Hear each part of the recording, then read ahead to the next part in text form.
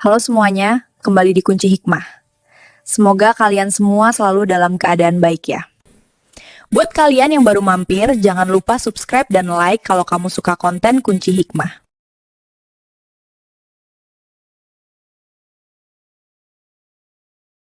Kamu apakan anakku?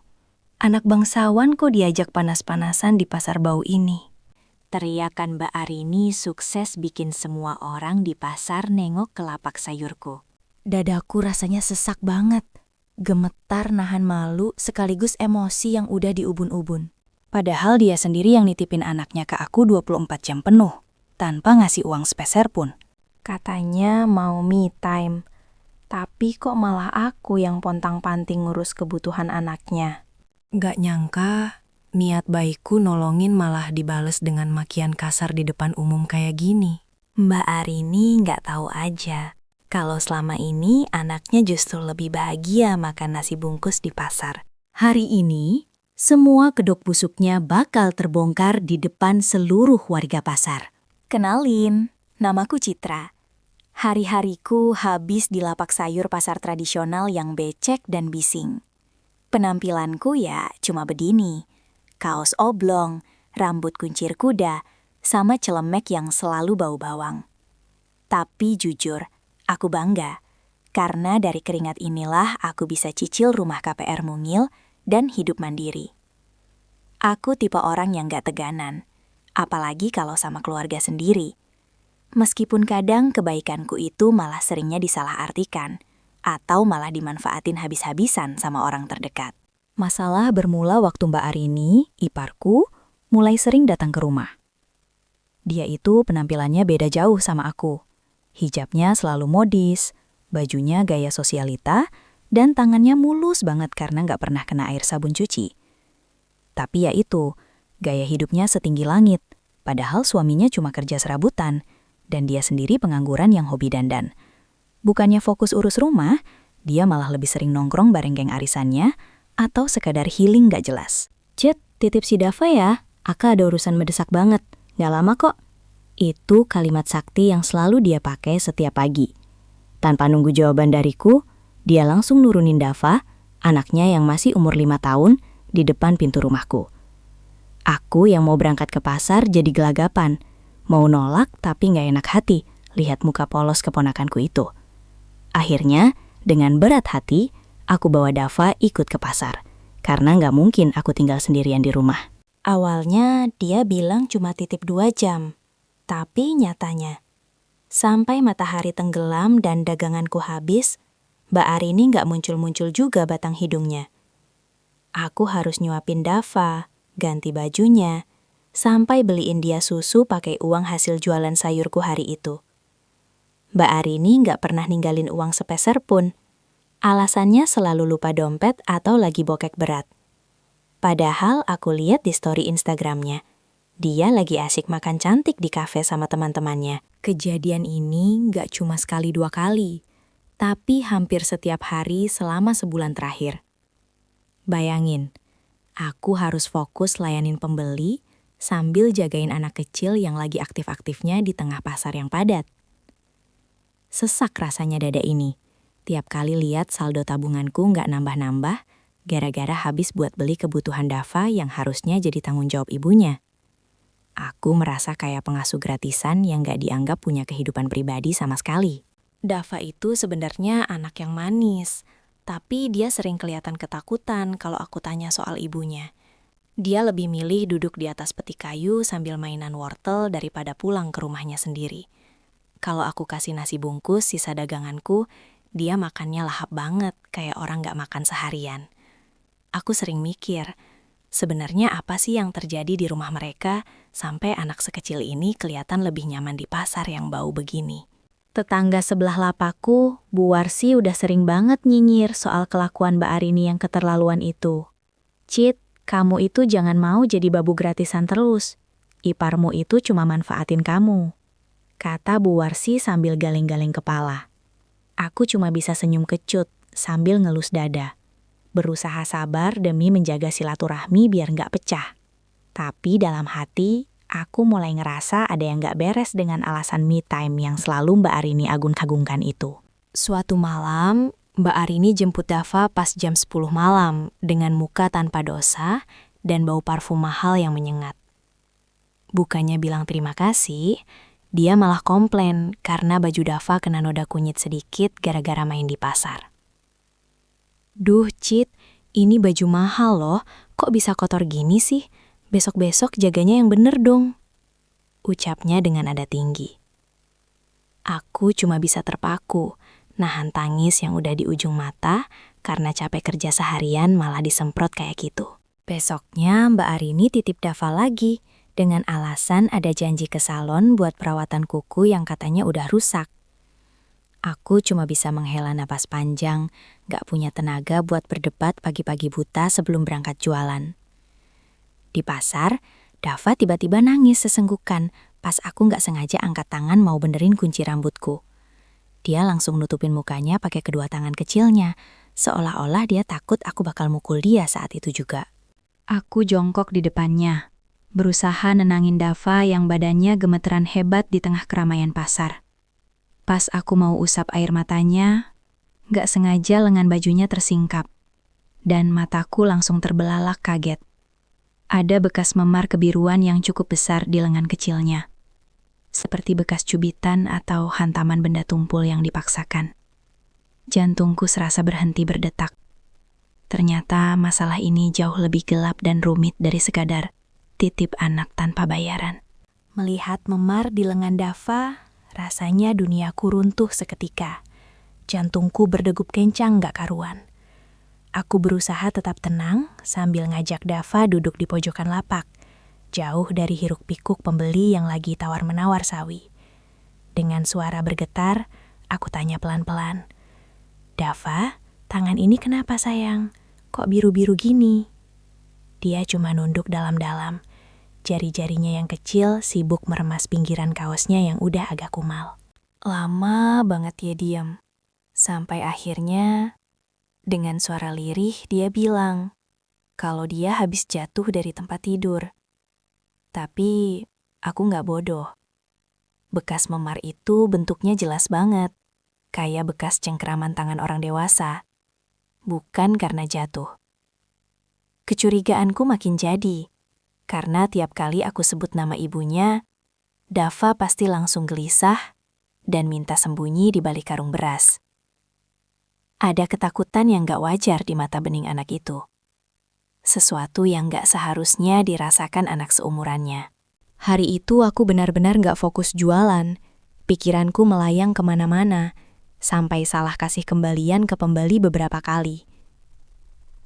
Sambil nimbang cabai, mataku terus ngawasin Dava yang lagi asyik nyusun bawang merah di lantai pasar, seolah itu mainan paling mewah sedunia.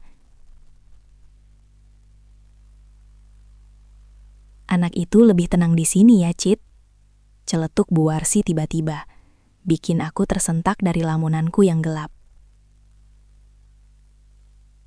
Ternyata bukan cuma aku yang ngerasa kalau Dava lebih merasa aman di pasar yang kumuh ini. Kecurigaanku makin diperkuat sama omongan Mbak Lastri, tetangga kontrakan Mbak Arini yang kebetulan lewat mau belanja sayur. Dia narik aku agak menjauh. Wajahnya kelihatan ragu, tapi kayak udah gak tahan mau cerita sesuatu yang penting. "Cit, kamu tahu gak? Tiap kamu gak ada, rumah Arini itu sering kedengeran suara teriakan," bisik Mbak Lastri sambil sesekali ngelirik Dava.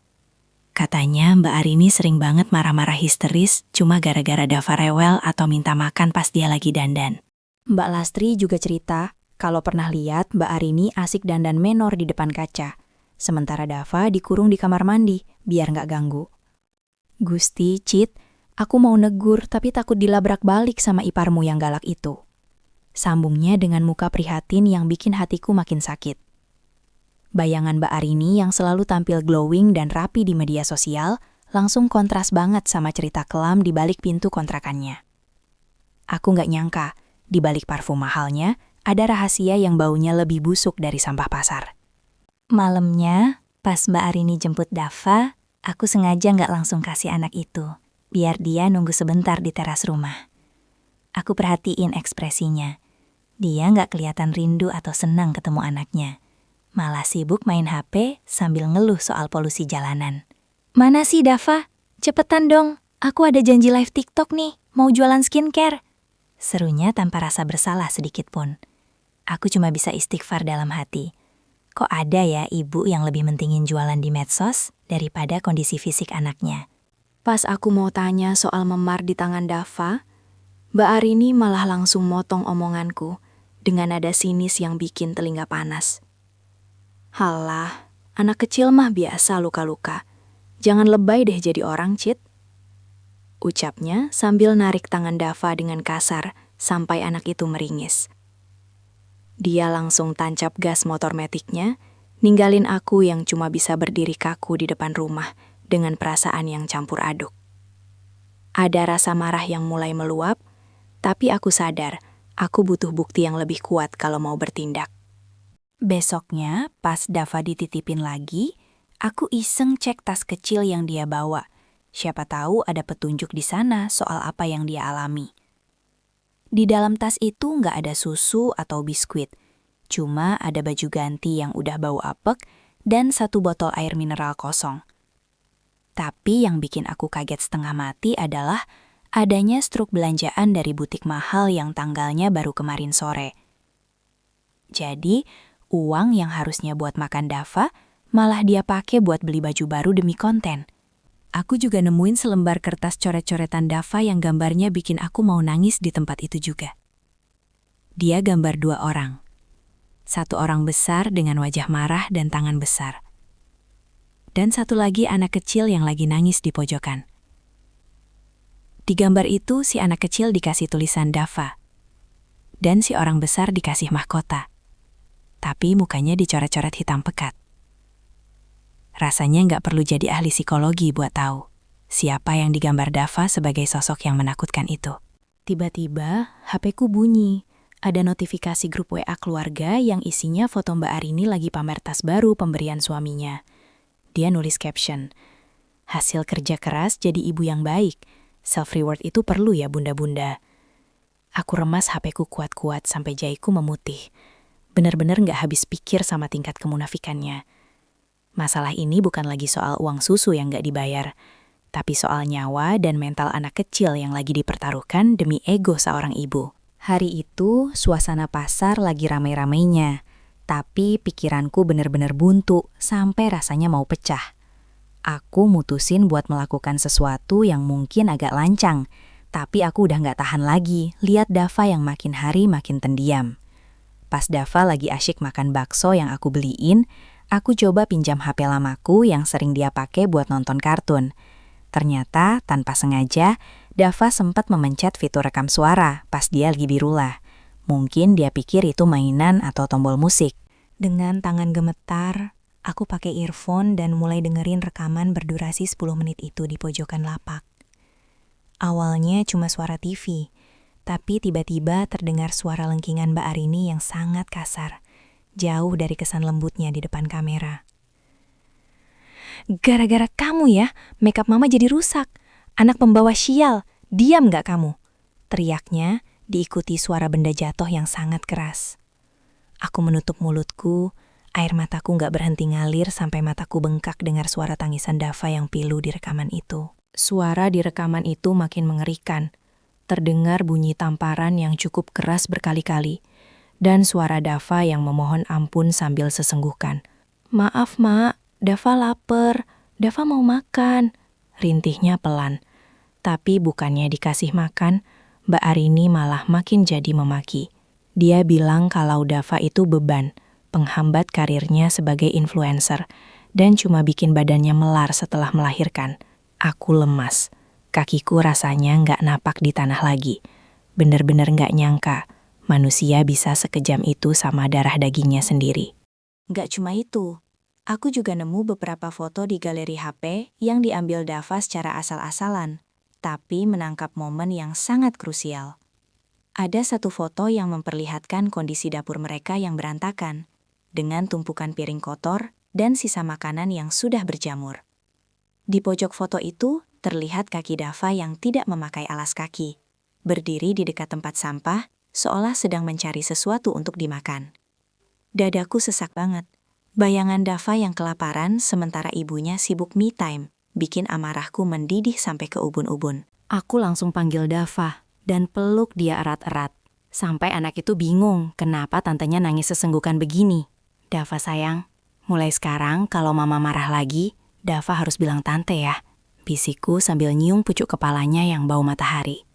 Dava cuma ngangguk pelan, tapi matanya tetap kosong. Seolah rasa sakit itu udah jadi makanan sehari-harinya yang biasa saja. Aku sadar, membiarkan Dava pulang ke rumah itu malam ini sama saja dengan mengirimnya ke dalam neraka yang nyata. Waktu lagi kalut gitu, tiba-tiba aku lihat postingan terbaru Mbak Arini di grup arisan kompleks yang aku juga ada di dalamnya. Dia pamer foto piring cantik berisi stik mahal dengan caption, "Me time sejenak tanpa anak. Tenang banget rasanya punya ipar yang bisa diandelin." Dia seolah-olah menganggap aku ini adalah tempat penitipan anak permanen yang gak perlu dihargai perasaannya. Gara-gara postingan itu, harga diriku rasanya diinjak-injak. Apalagi tetangga pasar mulai bisik-bisik, kasihan lihat aku yang repot sendiri. Aku mutusin buat gak akan diam lagi. Aku simpan semua bukti rekaman dan foto-foto itu di folder rahasia yang sudah aku cadangkan ke cloud. Aku juga mulai nanya-nanya ke Pak RT di lingkungan mereka secara diam-diam lewat chat WhatsApp. Pura-pura nanya kabar Dava. Ternyata Pak RT juga bilang kalau warga sering dengar suara keributan. Tapi nggak ada yang berani ikut campur, karena Mbak Arini orangnya galak. Kalau ada apa-apa sama Dava, kasih tahu saya ya Mbak Citra. Pesan Pak RT yang langsung aku simpan baik-baik.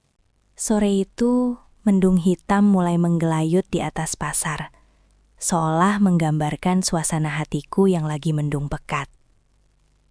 Aku sengaja nggak mandiin Dava atau ganti bajunya pas Mbak Arini mau jemput. Aku mau lihat reaksinya kalau lihat anaknya kotor. Aku pengen tahu, apa dia masih punya sisa-sisa rasa peduli, atau emang udah mati rasa total karena terobsesi jadi orang kaya palsu. Ternyata benar. Pas dia datang, dia bahkan gak nanya Dava udah makan atau belum. Yang dia cek pertama kali cuma bajunya. Cit, kok Dava masih dakil gini sih?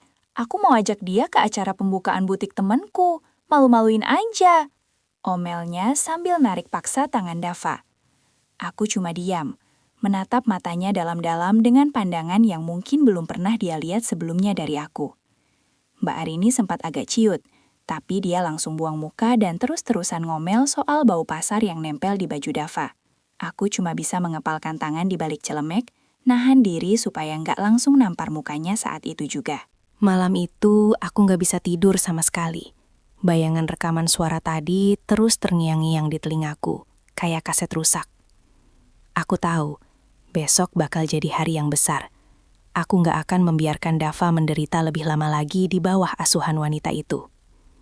Aku udah nyusun rencana. Kalau besok dia datang lagi dan nitipin Dava buat me time lagi, aku bakal kasih dia pelajaran yang nggak akan pernah dia lupain seumur hidupnya. Kesabaranku udah habis, dan besok adalah saatnya kebenaran bicara, lewat cara yang paling pahit buat dia. Pagi itu Mbak Arini datang lagi dengan gaya yang makin menjadi-jadi. Pakai kacamata hitam besar dan tas bermerek yang aku tahu. Itu pasti hasil ngutang atau uang susu Dava. Tanpa dosa, dia nurunin Dava yang kelihatan lesu banget di depan lapak sayurku yang lagi ramai-ramainya pembeli. Cit, titip lagi ya. Aku mau ke spa. Aduh, stres banget nih habis konten kemarin gak naik-naik viewersnya. Katanya sambil sibuk benerin hijabnya di spion motor. Aku nggak langsung jawab. Aku cuma natap dia datar sambil terus nimbang sawi buat pelanggan. Mbak, Dava udah sarapan belum? Tadi malam dia nangis terus loh pas pulang. Kataku mencoba mancing reaksinya. Tapi bukan yang ngerasa bersalah, dia malah mendecak kesal sambil mainin HP-nya yang nggak berhenti bunyi notifikasi. Halah, paling dia cuma acting biar dapat perhatian. Jangan manjain dia dah, Cit. Ngerusak mood aku aja pagi-pagi. Habis ngomong gitu, dia mau langsung pergi. Tapi tanganku dengan cepat nahan stang motornya sampai dia hampir terjungkal. Suasana pasar yang tadinya bising mendadak agak hening. Orang-orang mulai ngeliatin kami berdua yang lagi tegang. Mbak Arini mukanya langsung merah padam. Dia ngelepas kacamata hitamnya dan natap aku dengan pandangan merendahkan. "Apa-apaan sih kamu, Cit? Berani ya sekarang kasar sama kakak ipar sendiri?" Teriaknya mulai memancing perhatian warga pasar. Aku nggak gentar. Aku tarik napas panjang dan ngomong dengan suara yang lantang biar semua orang dengar. "Mbak, kamu bilang Dava anak bangsawan, tapi kok makannya nasi sisa di pasar? Kamu bilang kamu ibu yang baik, tapi kenapa badan anakmu biru-biru semua?" Mbak Arini kaget. Mukanya yang tadi penuh bedak tebal langsung pucat pasi. Tapi dasar orang keras kepala, dia malah balik melabrakku. "Heh, kamu apakan anakku? Anak bangsawan kok diajak pas-panasan di pasar bau ini? Kamu sengaja ya mau jelek-jelekin aku di depan orang?" Dialog racunnya itu benar-benar bikin emosiku pecah. Dia nunjuk-nunjuk mukaku pakai kuku manikurnya yang panjang itu di depan semua orang. Oh alah, jadi ini ibunya Dava yang sering diceritain. Celetuk Buarsi dari lapak sebelah. Bikin warga pasar makin ngerumunin kami. Mbak Arini makin kalap. Dia mulai maki-maki aku. Bilang kalau aku iri sama kecantikannya dan sengaja nyiksa Dava di pasar biar dia kelihatan buruk. Air mataku hampir jatuh. Bukan karena sedih, tapi karena nahan amarah yang udah diubun-ubun denger fitnahnya. Aku punya buktinya, Mbak. Aku punya rekaman kamu mukulin Dava. Teriakku sambil ngeluarin HP dan nyetel rekaman suara yang paling keras pakai speaker. Suara jeritan Dava yang minta ampun dan suara tamparan Mbak Arini langsung menggema di tengah keramaian pasar. Seketika, suasana jadi sunyi senyap. Cuma ada suara tangisan Dava di rekaman itu yang bikin siapapun yang dengar pasti nyesek. Mbak Arini gemetar. Dia mencoba merebut HP-ku, tapi langsung dihalangi sama bapak-bapak kuli panggul yang badannya besar. "Tega banget kamu ya? Dandan cantik tapi hati iblis!" teriak salah satu ibu-ibu pembeli sambil ngelempar ikat kangkung ke arah Mbak Arini. Mbak Arini makin panik. Dia berusaha nutup telinganya. Tapi warga pasar udah terlanjur emosi dengar kekejaman yang dia lakuin ke anaknya sendiri. Dia malah makin histeris dan teriak, kalau itu semua editan, kalau aku cuma mau meras uangnya yang sebenarnya nggak ada itu. Tapi semua orang udah nggak percaya. Mereka lihat sendiri gimana Dava ketakutan di pojokan sambil meluk kakiku. Mbak Arini makin memaki. "Kamu itu cuma pedagang pasar miskin, Cit. Jangan sok suci mau ngurus anakku. Dava itu asetku buat cari endorse." Kalimat itu benar-benar jadi gong yang bikin semua orang makin muak. Jadi selama ini dia anggap anak sendiri cuma sebagai alat cari uang di media sosial. Aku cuma bisa geleng-geleng kepala, merasa jijik lihat sosok di depanku ini. Dia yang tadinya kelihatan kayak nyonya besar, sekarang gak lebih dari wanita egois yang udah kehilangan akal sehatnya. "Panggil polisi, panggil Pak RT!" teriak warga sahut-sahutan. Bikin Mbak Arini mencoba buat kabur pakai motornya, tapi udah dikepung sama kerumunan massa. Dia terus teriak-teriak gak jelas, maki-maki semua orang di pasar. Bahkan sempat mau nampar Dava lagi karena dianggap pembawa sial. Tapi dengan sigap, aku narik Dava ke belakang punggungku, melindunginya dari amukan wanita yang harusnya jadi tempat paling aman buat dia. Hari ini, topeng ibu idaman yang dia bangun di media sosial hancur berkeping-keping di atas aspal pasar yang becek. Di tengah kekacauan itu, aku lihat Dava cuma diam, nggak nangis sama sekali. Dia malah natap ibunya dengan pandangan yang dingin banget. Seolah-olah rasa sayangnya udah mati bareng sama setiap pukulan yang dia terima selama ini di rumah kontrakan itu. Aku sadar, konfrontasi ini baru awal dari perjuanganku buat nyelamatin masa depan keponakanku ini. Mbak Arini mungkin bisa dandan secantik apapun. Tapi mulai detik ini, semua orang bakal tahu kalau hatinya nggak lebih dari sampah yang harus segera dibersihkan. 6 bulan berlalu sejak keributan di pasar yang sempat viral itu, dan hidupku berubah 180 derajat. Mbak Arini sekarang nggak bisa lagi pamer foto makan cantik atau pamer tas baru di media sosialnya. Berkat bukti rekaman dan kesaksian warga pasar, kasus penelantaran dan kekerasan anak ini diproses serius oleh pihak kepolisian dan KPAI. Dia nggak cuma malu karena dihujat netizen se-Indonesia, tapi dia juga harus mempertanggungjawabkan perbuatannya di balik jeruji besi. Suaminya, yang selama ini ternyata juga sering ditekan dan gak tahu apa-apa, Akhirnya sadar dan mutusin buat cerai. Sekarang Mbak Arini benar-benar sendirian. Teman-teman arisannya yang dulu sering dia bangga-banggakan langsung menghilang dan memblokir kontaknya. Kabar terakhir yang kudengar, dia stres berat di dalam sel karena ndak bisa dandan dan gak ada yang memujinya lagi. Itulah karma buat orang yang lebih mentingin ego dan gengsi daripada darah dagingnya sendiri. Sementara itu, lapak sayurku di pasar malah makin ramai karena banyak orang yang simpati dan salut sama keberanianku. Bahkan, ada beberapa pelanggan tetap yang sering bawain mainan atau baju baru buat Dava sebagai bentuk dukungan. Aku nggak pernah nyangka kalau kejujuran dan keberanian buat bicara bisa membuka pintu rezeki yang begitu luas. Rumah KPR-ku yang dulu sepi, sekarang terasa jauh lebih hangat dan penuh dengan tawa setiap harinya. Dava, dia sekarang tumbuh jadi anak yang jauh lebih ceria dan gak lagi ketakutan kalau dengar suara keras. Dia tinggal bersamaku dan ayahnya, tapi aku yang memegang kendali penuh soal pengasuhannya sehari-hari.